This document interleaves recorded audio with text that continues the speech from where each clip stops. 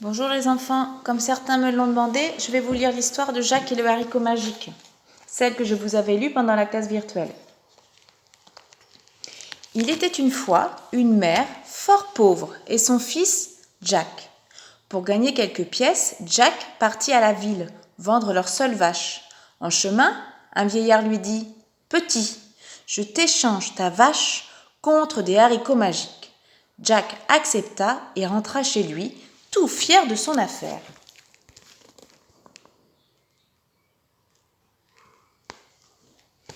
Mais sa mère se mit très en colère. « De simples haricots ? Tu t'es fait avoir, Jack. Ils ne valent rien. » Et elle jeta à terre les haricots bien ronds.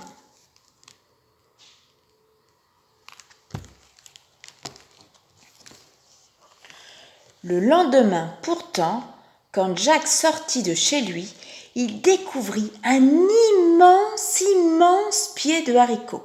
La tige montait si haut qu'elle se perdait au-delà des nuages.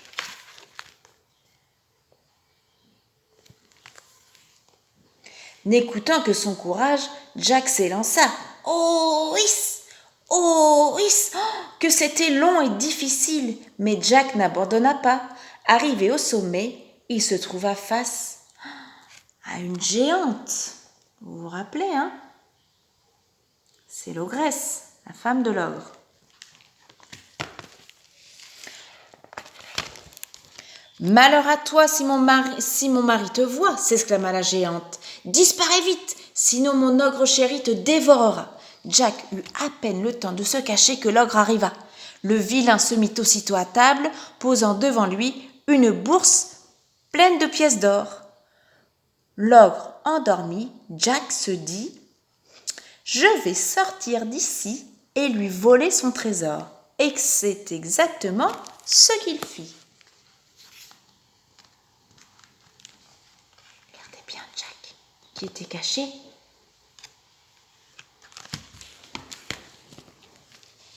Jack redescendit rapidement au pied du haricot. « Regarde, maman, l'or que j'ai rapporté. Mes haricots étaient bien magiques. » Ce soir-là, dans la maison de Jack, ce ne fut que rire et bonnes choses à manger.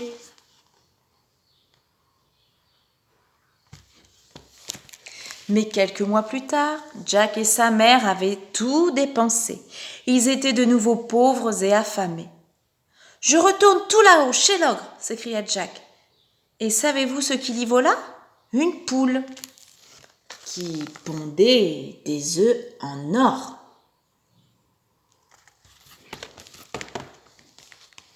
Bientôt Jack s'ennuyant. Quel trésor l'ogre pouvait-il encore cacher ?